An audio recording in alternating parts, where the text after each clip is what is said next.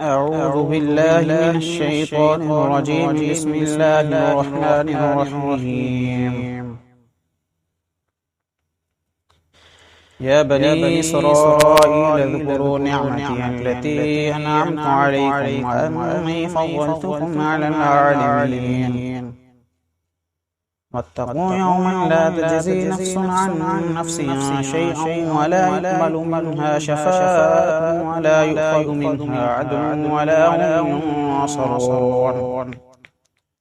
وإذ نجيناكم من آل فرعون يسومونكم سوء العذاب يذبحون أبناءكم ويستحيون نساءكم وفي ذلكم بلاء من ربكم عظيم. وإذ فرقنا بكم البحر فأنجيناكم وأغرقنا آل فرعون وأنتم تنظرون. وإذ واعدنا موسى 40 ليلة ثم اتخذتم العجل من بعده وأنتم ظالمون. ثم عفونا عنكم من بعد ذلك لعلكم تشكرون. وإذا آتينا موسى الكتاب والفرقان لعلكم تهتدون. وإذ قال موسى لقومه يا قوم إنكم ظلمتم أنفسكم باتخاذكم العجل فتوبوا إلى بارئكم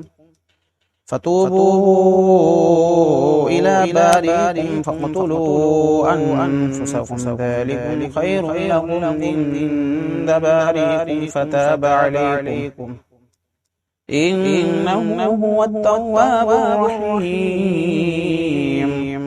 وإذ قلتم يا موسى لن نؤمن لك حتى نرى الله جهرة فأخذتكم الصاعقة وأنتم تنظرون.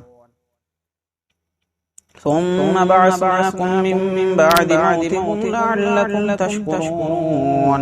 وظللنا عليكم الغمام وأنزلنا عليكم المن والسلوى كلوا من طيبات ما رزقناكم وما ظلمونا ولكن كانوا أنفسهم يظلمون. وإذ قلنا ادخلوا هذه القرية فكلوا منها حيث شئتم رغدا وادخلوا الباب سجدا وقولوا حطة نغفر لكم خطاياكم وسنزيد المحسنين. فبدل الذين ظلموا قولا غير الذي قيل لهم فأنزلنا على الذين ظلموا رجزا من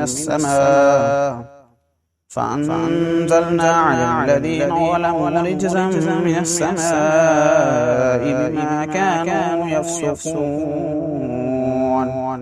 صدق الله العظيم.